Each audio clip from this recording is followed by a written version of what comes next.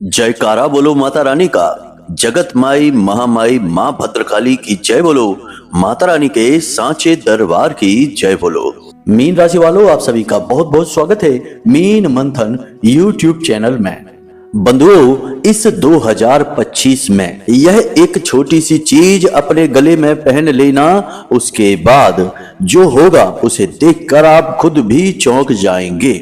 आपके आसपास की संपूर्ण नकारात्मक ऊर्जाएं सिर पर पैर रखकर भाग जाएंगी। आप पूर्ण रूप से पवित्र और शुद्ध हो जाएंगे। ईश्वर की पूर्ण कृपा और आशीर्वाद आपकी ओर आकर्षित होने लगेगी। जी हाँ बंधुओं, इस एक चीज का इतना अधिक महत्व है कि इसे दुनिया का सबसे बड़ा रक्षा कवच भी कहा जाता है, जो माता लक्ष्मी से जुड़ा हुआ है। इसे महामाई का महारक्षा कवच के नाम से भी जाना जाता है। इस एक चीज का शास्त्रों में बहुत बड़ा विधान है। बस अब समय आ गया है जब आप इसे अपने गले में धारण करें। जी हाँ बंधुओं, इस एक चीज का प्रयोग करने का विशेष विधि विधान है। कुछ विशेष मंत्र हैं और विशेष विधि के साथ जब आप इस एक चीज को अपने गले में धारण कर लेंगे तो इसका प्रभाव तुरंत कुछ ही घंटों में आपको अपने ऊपर महसूस होना शुरू हो जाएगा। जी हाँ बंधुओं, कुछ प्रमुख संकेत रहेंगे जिन्हें हम आपको बताएंगे आगे कार्यक्रम में, जो आपके ऊपर दिखाई देने शुरू हो जाएंगे, जिससे आपको पता लग जाएगा कि यह एक चीज अब काम करना शुरू कर चुकी है। अब जब समय काल सब बदल चुका है, नया वर्ष आ चुका है, तो अब आपके जीवन में भी कुछ नया, कुछ बड़ा अवश्य होना ही चाहिए। आखिर कब तक आप जीवन में संघर्षों परेशानियों से जूझते रहेंगे? बंधुओं, हम आपको बता दें कि पिछला पूरा वर्ष आपने बहुत कुछ सहा है। परेशानियां जो बहुत ही विचित्र सी थी। कहने का मतलब यह है कि ऐसी तकलीफ, ऐसी परेशानियों में आप फंसे जिनके बारे में किसी से कह भी नहीं सकते थे और जिनको सह पाना भी मुश्किल था। कहीं आपका पैसा फंस गया, कहीं लोगों ने आपसे काम करवा लिया और आपको पैसा ही नहीं दिया, और कहीं पर आपने जिसकी मदद की उसी ने आपको धोखा दे दिया। कहीं पर रिश्ते नातों ने आपका मान सम्मान नहीं रखा। कहने का मतलब यह है कि भांति भांति से अलग अलग प्रकार से आप नाना प्रकार की पीड़ाओं को सहते चले आए। लेकिन सबसे बड़ी बात इस 2024 में यह रही कि आपके सपने सारे के सारे टूट गए, उम्मीदें समाप्त हो गईं और इस वर्ष ने आपको इतनी बुरी तरीके से तोड़ा कि आज आप पूरी तरीके से ऊर्जाहीन हो चुके हैं। भविष्य की उम्मीदें समाप्त हो चुकी हैं। मन आपका दुखी और खिन्न रहने लगा है। आखिर कोई कितना सह सकता है? आपकी भी तो कोई सीमा है। लेकिन बंधु, अब आप चिंता न करिए। नया वर्ष बहुत ही सकारात्मक ऊर्जाओं के साथ आया है। यह मंगल को समर्पित है और मंगल ऊर्जा के लिए जाने जाते हैं, शक्ति के लिए, उपलब्धियों के लिए, सारी इच्छाओं के सही समय पर पूर्ण होने के लिए जाने जाती है। जी हाँ बंधुओं, तभी तो इनका नाम मंगल है। हनुमान जी इनके आराध्य हैं। तो बस बंधुओं, अब जब समय बदल गया है, आप भी अपने समय को बदल डालिए। रातों रात चमत्कार चाहे हो या ना हो, परंतु आने वाले कुछ दिनों में, कुछ महीनों में आपके जीवन में चमत्कार अवश्य होंगे।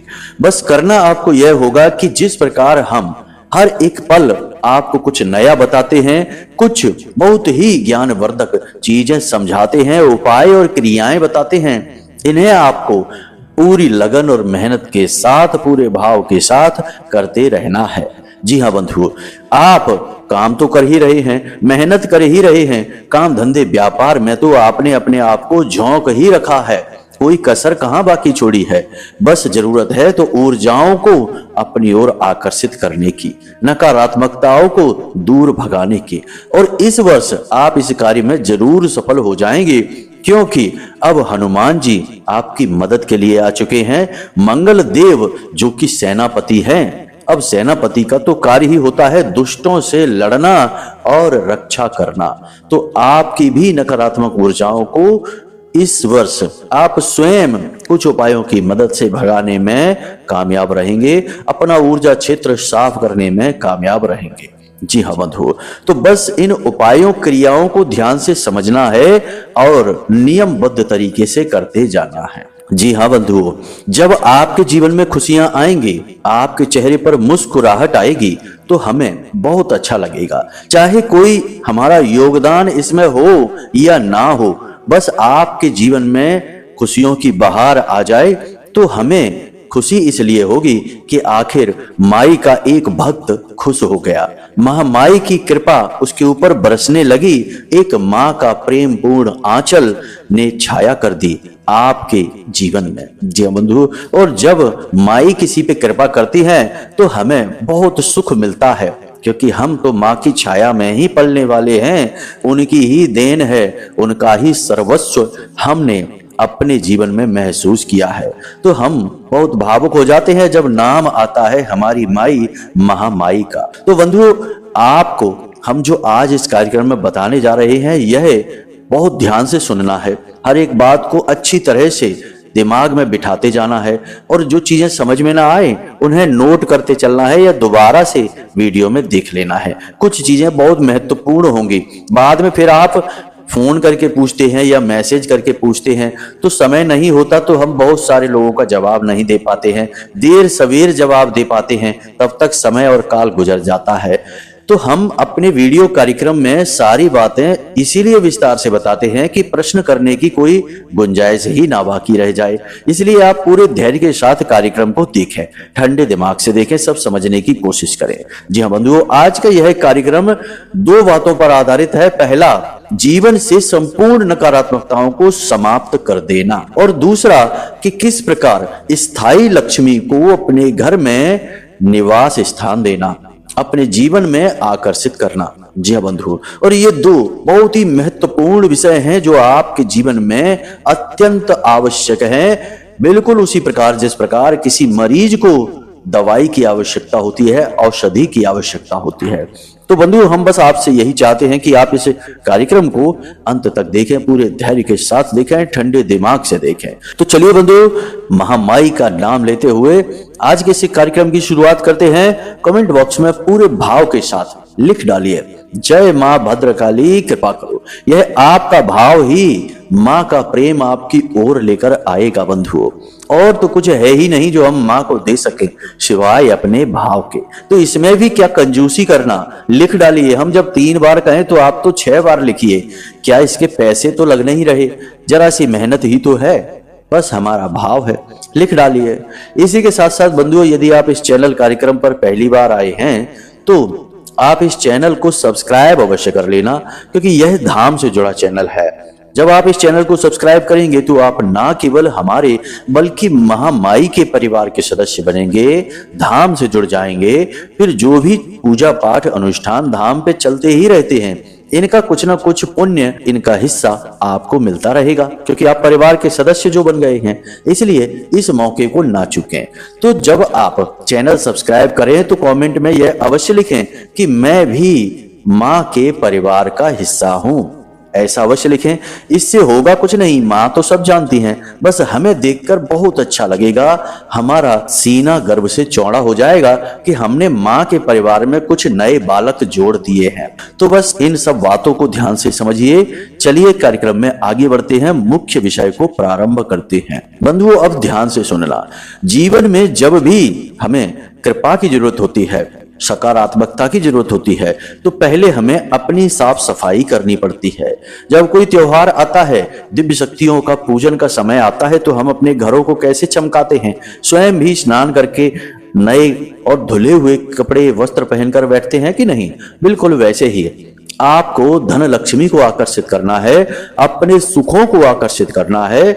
जहां सुमति तहां संपत्ति नाना, जहां सुमति है यानी कि सबकी बुद्धि एक जैसी चले, प्रेम पूर्ण चले, विचारों में तालमेल रहे, ऐसी बुद्धि को आकर्षित करना है। तो यह आसान कार्य नहीं है, सभी यही चाहते हैं परंतु मिलता नहीं है। प्रयास तो सभी करते हैं, फिर भी प्रयास लोगों के असफल होते हैं, घरों में झगड़े होते रहते हैं, विवाद होते रहते हैं, पति पत्नी में बीच में नहीं बनती, भाई भाई की नहीं बनती। तो सोचो कहां सुमति है, तो कोई सुमित नहीं है। तो बंधुओं, आपको क्या करना है, ध्यान से समझिए। अपने घर की सफाई कैसे करनी है। 3 स्थान है जहां भूल कर भी गंदगी नहीं होनी चाहिए, अंधेरा नहीं होना चाहिए, मकड़ी के जाले नहीं होने चाहिए। इस नए वर्ष पर आपको इन 3 स्थानों पर बहुत गौर करना है। पहला, आपके घर का ब्रह्म स्थान। ब्रह्म स्थान क्या है, नाम से ही समझ लीजिए। ब्रह्म का स्थान है, ईश्वर का स्थान है। आपके घर का ठीक बीचों बीच का हिस्सा ब्रह्म स्थान होता है, इसे खुला ही रखना चाहिए। लोग पुराने जमाने में घर में आंगन बनाते थे, वह ब्रह्म स्थान होता था, खुला होता था, कच्चा रखा जाता था और वहां मैया तुलसी को स्थापित किया जाता था। अब लोग शहरों में इन सब बातों पर ध्यान नहीं देते, फिर लाखों करोड़ों के मकान बनाकर भी दुखी रहते हैं, रोते रहते हैं। कभी कोई घर छोड़कर चला गया, कभी किसी ने इज्जत ही नहीं की। इतना पैसा लगाने के बाद भी दुखी दुख है जीवन में। क्यों? क्योंकि हमने तो अपने घर में ब्रह्म को ही जगह नहीं दी। हमने तो वहां पर भी एक कमरा बना डाला और वहां पर भी हमने स्टोर रूम बना दिया या अपना रसोई घर बना लिया, कुछ नहीं तो हमारे घर की टॉयलेट ही बना डाली। बहुत बहुत बुद्धिमान लोग हैं संसार में, जगह का पूरा उपयोग करना चाहते हैं, तो ब्रह्म को हटाकर टॉयलेट बना दिया। अब बताइए कि घर में खुशियां कहां से आए? जहां ब्रह्म होना चाहिए था वहां गंदगी है, या फिर वहां पर कमरा बनाकर स्टोर रूम बना दिया। तो ऐसा नहीं करना है बंधुओं। अब आपको अपने घर में देखना है ब्रह्म स्थान। ब्रह्म स्थान पर यदि कोई कमरा है तो उसे खाली रखें। उस कमरे में कोई भी सामान, खास तौर से भारी सामान ना रखें। और यदि ब्रह्म स्थान आपका खाली है, आंगन है, तो अति उत्तम। उसके ठीक बीचों बीच तुलसी मैया का एक गमला रख दीजिए। अगर वह ब्रह्म स्थान कच्चा है तो सबसे सुंदर, आपका घर स्वर्ग बनेगा, हम गारंटी देते हैं। कच्चा जो स्थान होता है वह शुक्र का सूचक होता है। मैया लक्ष्मी और मैया तुलसी बड़ी खुशी खुशी शुक्र के स्थान पर विराजमान होती हैं, क्योंकि उन्हें यह स्थान अच्छा लगता है। अगर कच्चा नहीं है तो कोई बात नहीं है, आप एक गमले में मैया तुलसी को स्थापित करिए। अगर कमरा बना हुआ है तो फिर इतना ही कर लीजिए कि कमरे को साफ सुथरा रखिए, प्रकाश की पूरी व्यवस्था रखिए। कमरे में हल्के रंग का कलर कराइए, गहरे रंगों का कलर ना कराइए।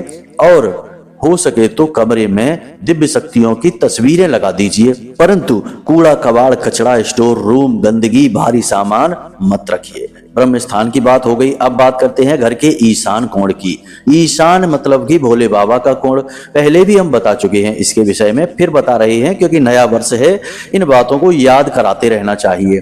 तो घर में पूर्व दिशा और उत्तर दिशा के ठीक बीचों बीच जो कोना बना है वह ईशान कोण है। उसे कभी गंदा नहीं होना चाहिए, साफ सुथरा होना चाहिए, चमकना चाहिए उस जगह को। प्रकाश की पूरी व्यवस्था होनी चाहिए। यदि उस स्थान पर आपके खुली जगह है तो वहां पर एक बेल पत्र का पौधा स्थापित करिए गमले में, और उस पौधे के नीचे छोटे से शिवलिंग रख लीजिए। जी बंधु, बहुत लाभ प्राप्त होंगे। उस गमले में सबसे नीचे नाग नागिन का एक जोड़ा, जी बंधु ध्यान से सुनिए, नाग नागिन का एक जोड़ा जो किसी भी भोले बाबा के मंदिर में उनके शिवलिंग से स्पर्श करा लेना और उसे लाकर उस गमले में सबसे नीचे रख देना। फिर उसके ऊपर मिट्टी डालना और उस मिट्टी में एक बेलपत्र का पौधा लगाना और भोले बाबा को वहां बेलपत्र के पौधे के नीचे स्थापित कर देना। बहुत ही सुंदर तालमेल है, पूर्ण शास्त्रीय है। शिव पुराण में कहा गया है कि जो इस प्रकार से बेलपत्र के पौधे को और शिवलिंग को स्थापित कर देता है ईशान कोण में, उसके घर कभी अकाल मृत्यु नहीं होती, बीमारियां नहीं आती हैं और स्वयं भोले बाबा उसके घर में विराजमान रहते हैं। जी बंधुओं, काहे का काल सर्प दोष, कौन सा पितृ दोष, कोई भी नकारात्मकता आपके घर में आ ही नहीं सकती है यदि इस प्रकार आपने गमले को स्थापित कर दिया है। यह जो ज्ञान हम आपको दे रहे हैं ना बंधुओं, लोग इतनी सी बातों को बताने में हजारों रुपए चार्ज कर देते हैं, लेकिन हम माई की सेवा में आपको यह सब कुछ समर्पित कर रहे हैं, क्योंकि आप भी तो माँ के बालक हैं, माई के परिवार के हिस्से हैं। तो आपसे माई का प्रेम जुड़ा है, इसलिए आपको ये बातें हम माई के प्रेम में बताते हैं। तो आपको यह गमला स्थापित करना है ईशान कोण में।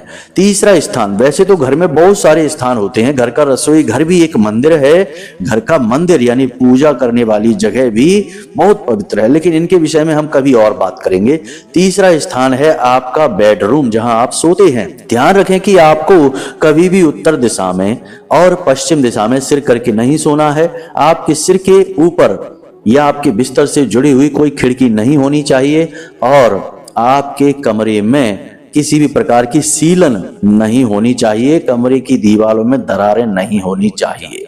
इन बातों का ध्यान रखें। यदि कमरे में सीलन है, आपके बिस्तर के ठीक ऊपर दाएं बाएं कहीं खिड़की खुलती है, भयंकर नकारात्मकता आपके बेडरूम में आ जाएगी और आपको रात में डरावने सपने आएंगे, नींद में आपको बेचैनी रहेगी, सुकून की नींद नहीं आएगी, आप खूब सो लेंगे, उसके बाद भी जब जागेंगे तो थके थके से रहेंगे। और भी बहुत सारे इसके साइड इफेक्ट हैं।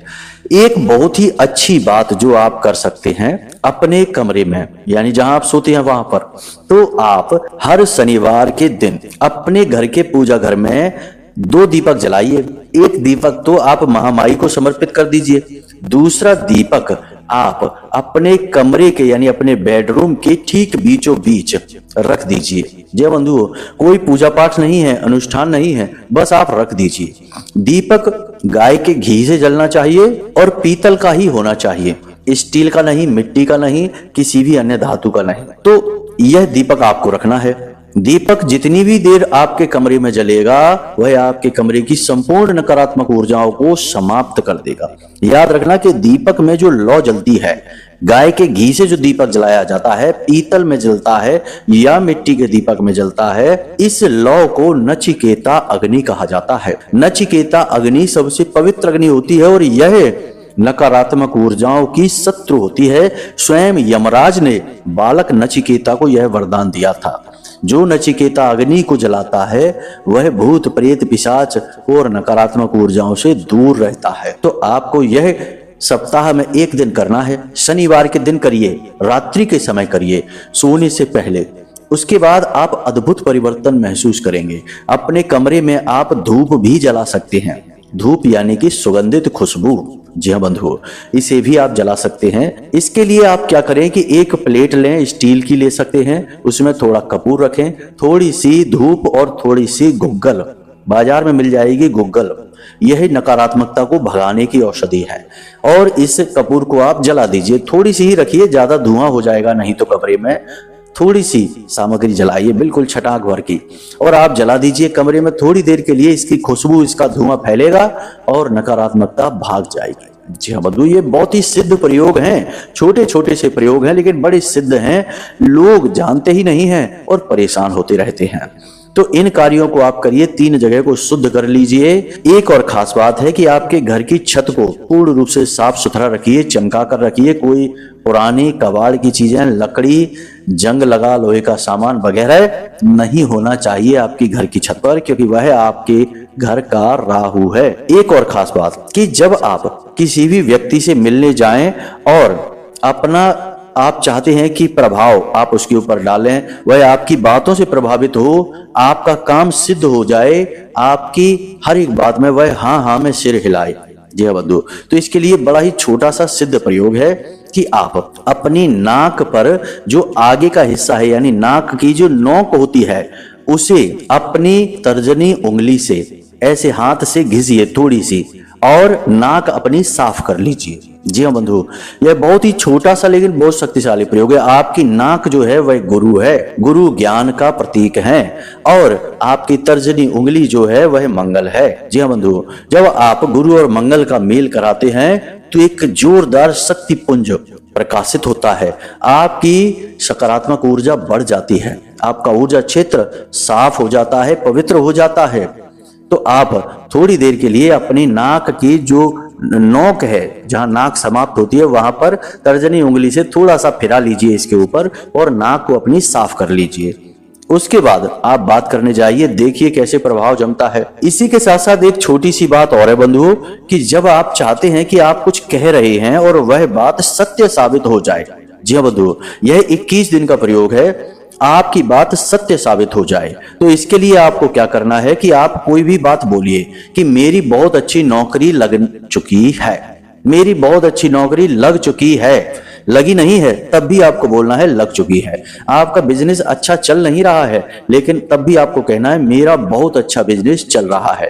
ऐसा आपको कम से कम 11 बार बोलना है, अकेले में बैठ के करना यह प्रयोग 11 बार आपको बोलना है। और उसके बाद अपने कंठ यानी अपने गले को अपनी 10 उंगलियों से और अंगूठे से, उंगली अंगूठा 10 से आपको छूना है और बोलना है ओम गम गणपतये नमः, ओम गम गणपतये नमः।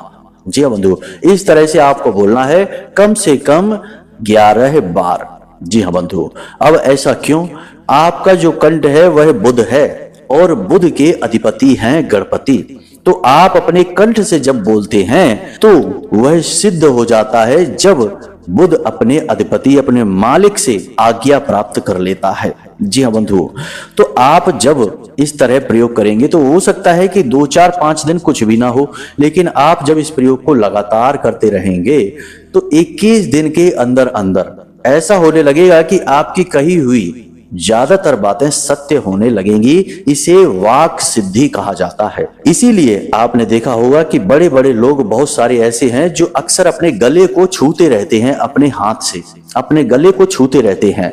कभी कभी मन में विचार आता होगा आपके कि यह इंसान अपने गले को बार बार क्यों छूता है। यही कारण है बंधुओं, लोग बहुत सारी चीजों को जानते हैं लेकिन चुपचाप प्रयोग करते हैं, किसी को बताते नहीं हैं। बस दूसरे इंसान को देखने में ये बातें थोड़ी सी अजीब लगती हैं, कभी कभी सामान्य लगती हैं, तो वह सोचता है कि ऐसा क्यों कर रहा है, फिर सोचता है शायद इसकी आदत होगी। परंतु ये छोटे छोटे गुपचुप प्रयोग हैं लेकिन बड़े शक्तिशाली हैं। इसी प्रकार आपने देखा होगा कि बहुत सारे जो बड़े बड़े लोग हैं, अमीर लोग, कामयाब लोग हैं, वे बार बार अपनी नाक को छूते हैं। जी हाँ बंधुओं, बात करते समय अपनी नाक को जरूर छूते हैं या अपनी तर्जनी उंगली से नाक के नोक को यानी आखिरी हिस्से को ऐसे घिसते भी हैं। तो इसीलिए यह करते हैं क्योंकि यह गुरु को जागृत करने का, गुरु मंगल मेल का बहुत ही बड़ा प्रयोग है। इसे आप जरूर आजमाते रहें। तो ये छोटी छोटी बातें हैं, ये हमने आपको इसीलिए बताएं क्योंकि इनसे सकारात्मक ऊर्जा आपकी ओर आकर्षित होगी और आपका ऊर्जा क्षेत्र शुद्ध होगा। जी हाँ बंधुओं, अब बात करते हैं अपने मूल विषय की कि आपको अपने गले में क्या पहनना है जिससे स्थायी धन लक्ष्मी आपकी ओर आकर्षित होंगी और मां शक्ति का, मां चामुंडा का भी पूर्ण आशीर्वाद आपको प्राप्त होगा। तो ध्यान से सुनिए, हमने बहुत पहले इस प्रयोग को आपको बताया भी है, लेकिन अब नए वर्ष के नए अवसर पर फिर से इस प्रयोग को और बेहतर ढंग से समझाते हैं। कार्यक्रम थोड़ा लंबा हो सकता है तो धैर्य के साथ देखना बंधुओं। जिन्हें कुछ करना है वो जरूर देखेंगे, बाकी टाइम पास वाले तो अब तक जा भी चुके होंगे। तो ध्यान से सुनिए, इस प्रयोग को आपको शुक्रवार या शनिवार के दिन करना है। शनिवार इसके लिए सर्वोत्तम दिन रहेगा। इसके लिए आपको कुछ छोटी छोटी चीजों की आवश्यकता है। एक तावीज की आवश्यकता है, एक काले रंग के धागे की आवश्यकता है और काले रंग के 2 पत्थर के मोती। अगर पाइराइट के मोती मिल जाएं तो सर्वोत्तम है। अब आप कहेंगे कि यह पाइराइट का मोती कहां से मिलेगा? तो पूजा पाठ की दुकान पर जाइए, वहां पर पाइराइट के ब्रेसलेट, पाइराइट की मालाएं आती हैं, आप उनसे वह माला खरीद लीजिए या हाथों में पहनने वाला ब्रेसलेट खरीद लेना और उसमें से आप 2 मोती निकाल लेना। केवल 2 मोतियों की आवश्यकता है। बाकी के मोतियों को आप अपने घर के तिजोरी में रख सकते हैं, क्योंकि पाइराइट जो होता है उसे धन लक्ष्मी का चुंबक कहा जाता है, पैसे का चुंबक कहा जाता है। तो आप उसे अपने घर की तिजोरी में रख लेना। बाकी के जो बचे हुए मोती हैं किसी और को नहीं देना है आपको, और ना ही किसी और के लिए यह कवच बनाना है। नहीं तो आप समाज सेवा में लग जाएं, अपने दोस्तों को भी बता दें, उन्हें भी ये मोती दे दें कि तुम ले लो 2 मोती हमसे, तुम्हें नहीं मिलेंगे। तो ऐसे नहीं करना है। अपनी सिद्धियां दूसरों को नहीं दी जाती हैं, अपने प्रयोग दूसरों को नहीं बताए जाते हैं। इस बात को समझिए। तो आपने क्या करना है कि पाइराइट के 2 मोती चाहिए। अब एक सफेद रंग का कागज चाहिए और लाल रंग की कलम चाहिए। शनिवार के दिन आपको यह प्रयोग करना है। ध्यान से सुनिए, नहीं कर सकते तो शुक्रवार के दिन भी कर सकते हैं, लेकिन बेहतर दिन शनिवार ही होगा। शनिवार के दिन आपको रात्रि के समय लगभग 9 बजे के आसपास स्नान आदि करने के बाद अपने पूजा घर में जाना है और पूजा घर में जाने के बाद आपको छोटे छोटे से कुछ कार्य करने हैं। अब महामाई की पूजा करनी है, यानी कि मां भद्रकाली, माँ बगलामुखी या फिर दुर्गे माँ, जिनकी भी तस्वीर आपके पास हो, उनकी तस्वीर की पूजा करनी है। तो ध्यान से सुनिए क्या करना है। आसन लगाना है, लाल रंग का कपड़ा बिछाना है जिसपे महामाई की तस्वीर को रखना है, पुष्प लाल रंग के ही चढ़ाना है, प्रसाद लाल रंग का ही चढ़ाना है और उसके बाद स्वयं भी आसन पर बैठना है। अगर हो सके तो लाल रंग के आसन पर ही बैठना और लाल रंग के वस्त्र ही पहनना। और एक खास बात कि महामाई की पूजा में कभी भी शरीर के ऊपर अधिक वस्त्र नहीं पहने जाते हैं। तो आप ऊपर वस्त्र न पहने, केवल एक चादर लपेट लें, लाल रंग की या पीले रंग की। अधिक वस्त्र ना पहने, नहीं तो जैकेट है, टी शर्ट है, पता नहीं क्या क्या पहनकर आप बैठ जाएं। इस तरह से आपके आसपास नकारात्मक ऊर्जा एकत्रित हो सकती है। वस्त्रों की अपनी अलग ऊर्जाएं होती हैं। तभी तो आपने देखा होगा कि संत महात्मा बहुत कम कम कपड़े पहनकर रहते हैं। तो आपने भी यही करना है।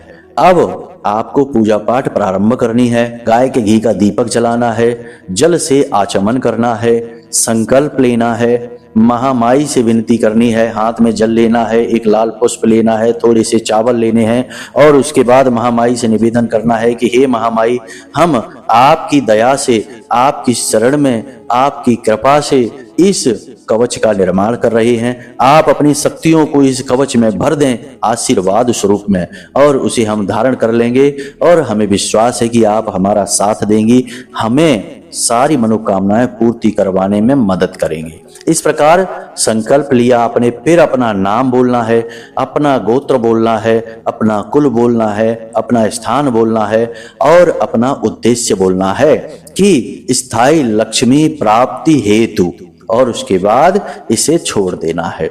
इस जल को, जो लाल रंग का पुष्प लाए हैं उसे और चावल को महामाई के सामने छोड़ देना है। महामाई को उसके बाद प्रसाद अर्पित करना है, धूप जलानी है और हाथ जोड़कर निवेदन करना है। यह पंचोपचार पूजा है। अब इस प्रकार माता रानी की पूजा करने के बाद आपने जो सामग्री लाए हैं, यानी कि जो पाइराइट का मोती, काला धागा, एक तावीज और सफेद कागज में आपको पहले ही लिख लेना है। यह मंत्र माई का नवाड़ मंत्र है, मां चामुंडा का। दुनिया का सबसे शक्तिशाली मंत्र कहा जाता है इसे। ओम ऐं ह्लीं क्लीं चामुंडाय विच्चय।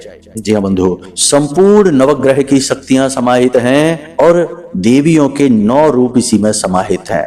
तो इस मंत्र को आपको उस कागज पर बहुत छोटा छोटा करके लिख लेना है और इस कागज को भी महामाई के चरणों में समर्पित करना है। फिर उसके बाद आपको रुद्राक्ष की माला से या फिर स्फटिक की माला से, स्फटिक की माला आपको बाजार में मिल सकती है, पूजा पाठ की दुकानों पे आसानी से मिल जाती है। तो स्फटिक की माला से इस नवाड़ मंत्र का 3 माला जाप करना है। 3 माला से कम जाप मत करना। 3 माला एक ही स्थान पर बैठकर जाप करना है। कोई आपको यह पूजा पाठ करते हुए ना देखे और ना ही आपको टोके और ना ही आप इस बीच किसी से कोई शब्द भी बोलें, बात ना करें, कोई विचार मन में ना लाएं। महामाई के बारे में ही सोचें, अपनी पूजा विधि के बारे में विचार करें और पूजा करें, यानी मंत्रोच्चारण कर लें। उसके बाद आपको क्या करना है, ध्यान से समझिए। उस कागज को फोल्ड करके उस ताबीज में भर देना है और उस धागे में उन मोतियों के बीच में उस ताबीज को लगा लेना है, यानी कि दाएं बाएं मोती एक एक बीच में वह ताबीज और आसपास गांठ लगा देनी है। इसके बाद यह आपका जो रक्षा कवच है वह तैयार है। इसे प्लेट में माता रानी के सामने ही रखा छोड़ें। जब यह सामग्री रखें या फिर इस कवच को रखें माता रानी के सामने प्लेट में, तो उस प्लेट पर लाल रंग का कपड़ा अवश्य डाल दें, सीधे सीधे प्लेट पर ना रखें। अब इतना करने के बाद आप माता रानी से विनती करते हुए उस सामग्री को वहीं रखा छोड़ दें रात भर के लिए। अगले दिन आप सूर्योदय से पहले जागें, स्नान आदि करने के बाद फिर से जाएं अपने पूजा घर में और फिर से गाय के घी का दीपक जलाएं। उस दीपक को जो रात्रि को जलाया उसे धोकर साफ करके दोबारा से जलाएं, प्रज्वलित करें, माई का आवाहन करें और माई से कहें कि हम उम्मीद करते हैं माता रानी कि आपने अपना आशीर्वाद इस रक्षा कवच में भर दिया है। अब हम इसका प्रयोग करेंगे और हम आपकी कृपा को महसूस करेंगे। हमें विश्वास है कि आप हमारे साथ हैं। इस विचारधारा के साथ आप इस कवच को उसी वक्त अपने गले में धारण कर लें इसे छुपा कर रखें, धागे को लंबा रखें, किसी को यह दिखाई न दे। जब आप इस रक्षा कवच को धारण कर लेंगे तो उसके बाद उसी दिन से आपको बहुत सकारात्मकता का एहसास होगा। आपको हर वक्त ऐसा लगता रहेगा जैसे कि कोई आपके आसपास है। आपको एक अजीब सी हिम्मत, अजीब सा साहस अपने अंदर महसूस होगा। एक गजब का आत्मविश्वास आपके अंदर जागने लगेगा। जहां आप पहले निराश उदास रहते थे, वहीं अब सकारात्मक दिखाई देने लगेंगे। बहुत शक्ति है इस कवच में। धीमे धीमे यह अपना प्रभाव आपके ऊपर जमाता जाएगा और आप दिन दूनी रात चौगनी तरक्की तो करेंगे ही, इसकी शक्ति को स्वयं महसूस भी करेंगे। बस इसे अपवित्र मत होने देना।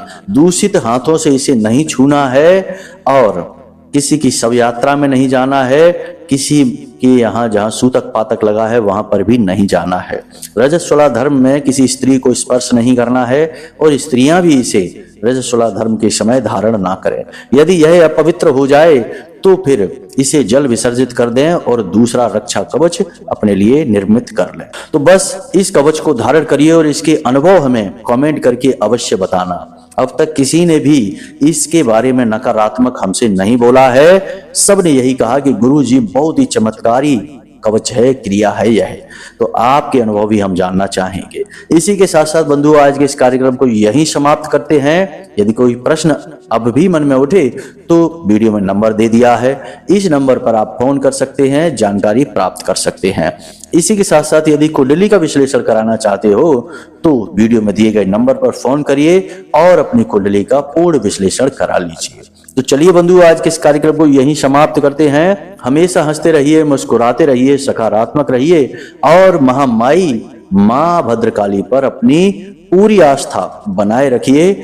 जिसका कोई नहीं होता है उसकी मां होती है, महामाई होती है। तो प्रेम से बोलिए जय माई की, जय मां भद्रकाली। महामाई आपका कल्याण करेंगी। धन्यवाद।